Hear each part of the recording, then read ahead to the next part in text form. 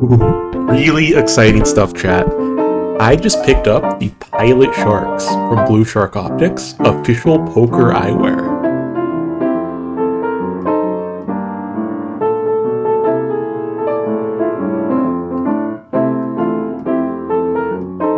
And in other news, I got approved to play at Hustler Casino. So we are moving up in the world, we are moving up in stakes. It's all coming up Millhouse. I do need to be a little bit careful playing 5-5 with this bankroll, but these games are soft enough.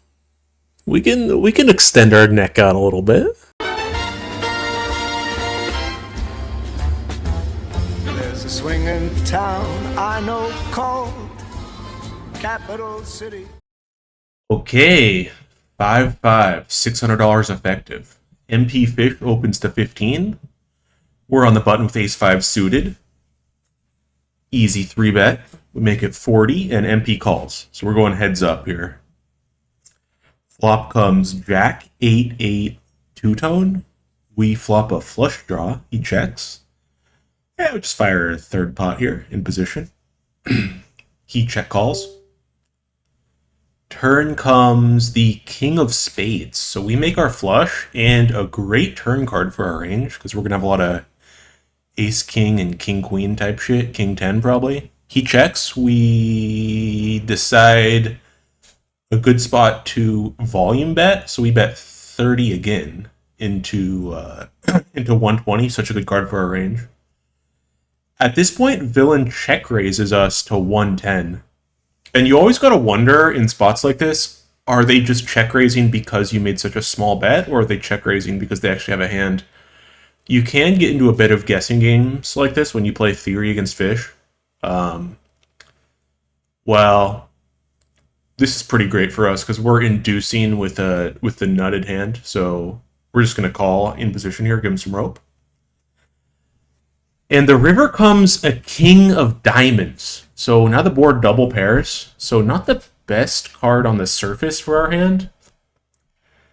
But Villain now bets 110 again. So kind of small sizing. Now we have to evaluate, like, do we actually think Villain has a boat here? Or, like, what the fuck's going on? Because it's actually basically impossible for Villain to have a boat here, to be perfectly honest. Because if he had an 8, he'd very likely check raise the flop. And if he didn't check raise the flop, it's kind of unlikely that he would check raise once the flush completes on the turn. So I don't think he has an 8 here, really, ever. If he has a king, I don't think... I mean, how can you check call the flop and then check raise the turn with a king? It actually makes no sense. The only boat he might have here is pocket jacks, which if we replay from the beginning, he's opening to 15 with jacks. Okay, so that's already pretty unlikely.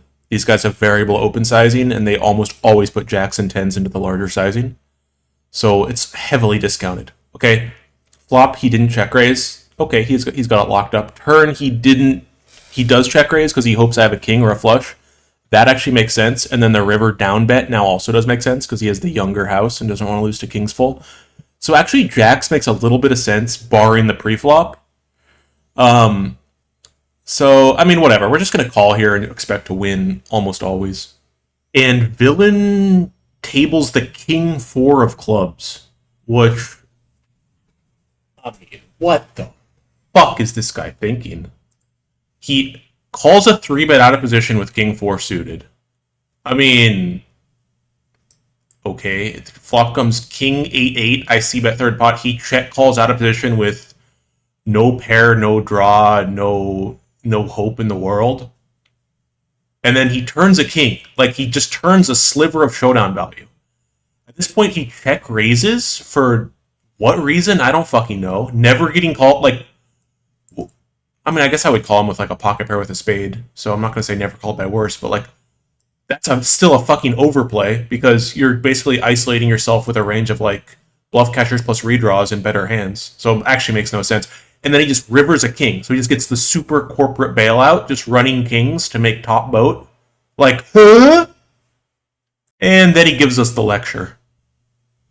I know you bet 35 to keep like the entire raise that you did, but I happened to get a good run on it. That was really out of the box. But you know what? Nice hand.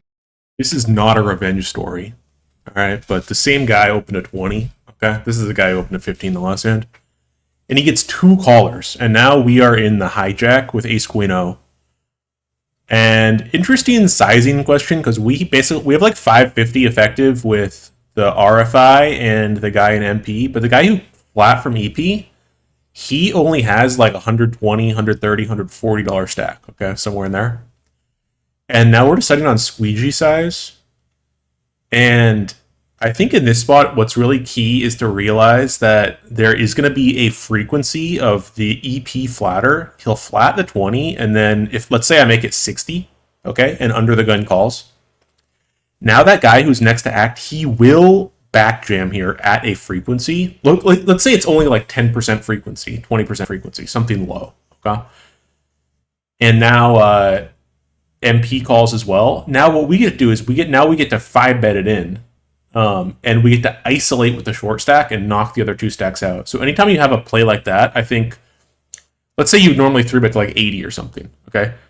What's like, is it really that big of a difference 3-betting to 60 versus 3-betting to 80? Like, it may be like a couple dollars in EV in a vacuum, but because this EP guy flatted and we're going to get this back jam play off like some percentage of the time, I think that becomes the higher EV play.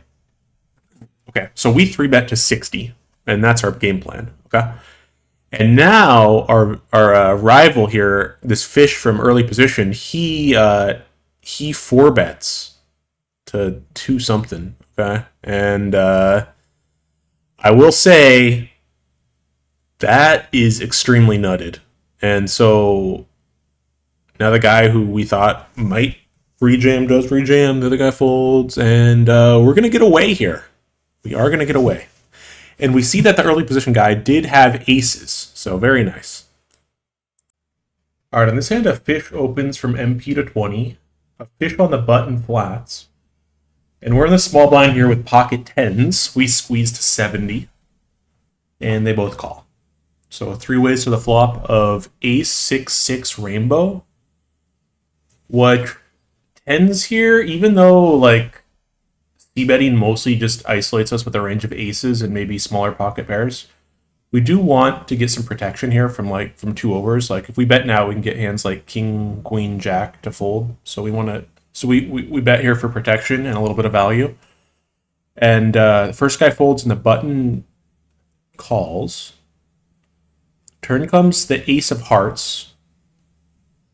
And I think we already got our protection. So now I think the question is, do you want to try and get value? And now I think it's a bit too thin for the value. So we check and he checks back, which is a little bit concerning actually, because I think he would check back an ace here on the turn at a decent frequency. And if he has like a smaller pocket pair, like 5s through deuces and he gets counterfeit, I think he might try to bluff.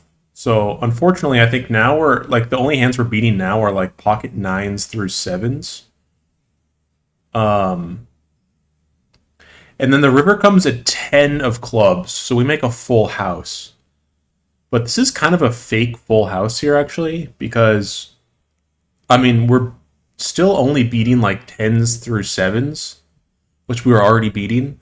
This does improve us to beat like a 6 if he somehow had a hand like 6-7, 6-8, 6-5, something like that. So I think we can like do a small value bet here. So we bet 60 into 300, just a little 20p blocker bet. And now villain raises to 210, which, I mean, I'm not gonna lie, I think I kind of fucked this hand up. I do decide to call here. We're getting like better than 3-1 here, 3.5 to 1. And I don't know. I think there's maybe a chance he could raise with a 6, although I don't. I think he just has way more ace-x, to be honest. I think I should fold. Honestly, I do call here. I think I got a little bit blinded by the full house here, even though it's kind of fake news. So yeah, I called and he had ace queen o. So not my best call, but you know. Also tough to fold boats. All right, on this hand, hijack limps. We're on the button with ace king O. We juice it to 20. Big blind calls and hijack calls, going 3 ways to the flop of king 3-4 with a flush draw out there. They both check. I c bet quarter pot. Big blind check raises to 45. Hijack calls. And now, I mean, they're both pretty short. Like, Big blind has 300 and hijack has like a little bit less than that. So, like, if we call, the pot's already going to be like 200 and we're going to have like 250 behind. So, we're low-key kind of playing for stacks in this scenario. So, I actually think, like, this is a pretty good spot to just 3-bet jam. Our hand is certainly good enough that we can jam for value and get called by, like, king, queen, king, jack. And then we easily have bluffs here. We could just push any flush draw, like straight draws, 5-6 suited, I would have for sure. I would probably slow play here with a set, or I mean, maybe some sort of like monster.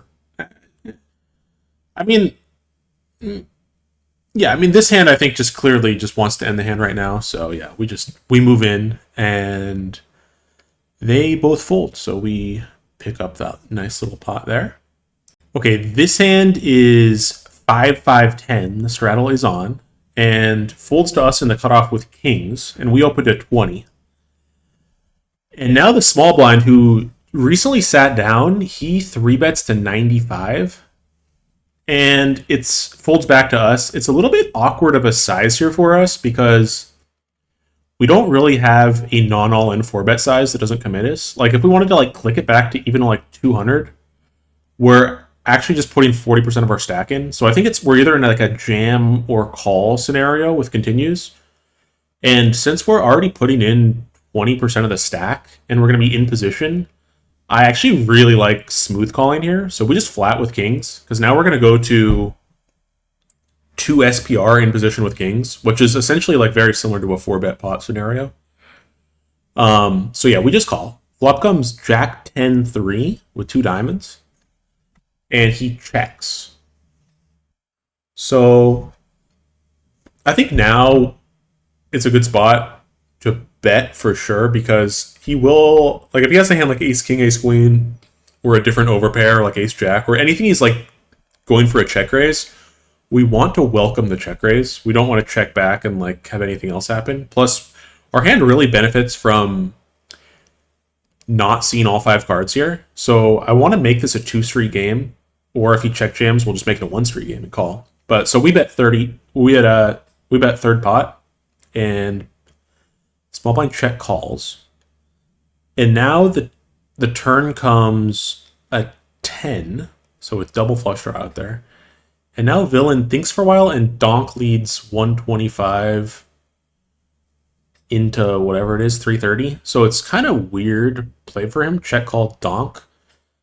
I have to assume this is because there's double flush draws out there and he doesn't want it to go check, check and be afraid of the river. So, I mean, well, it doesn't really matter. We have kings here and there's 2 flush draws out there. We're just pushing all day here. So yeah, we move in and small blind does pay us off. So nice little W there.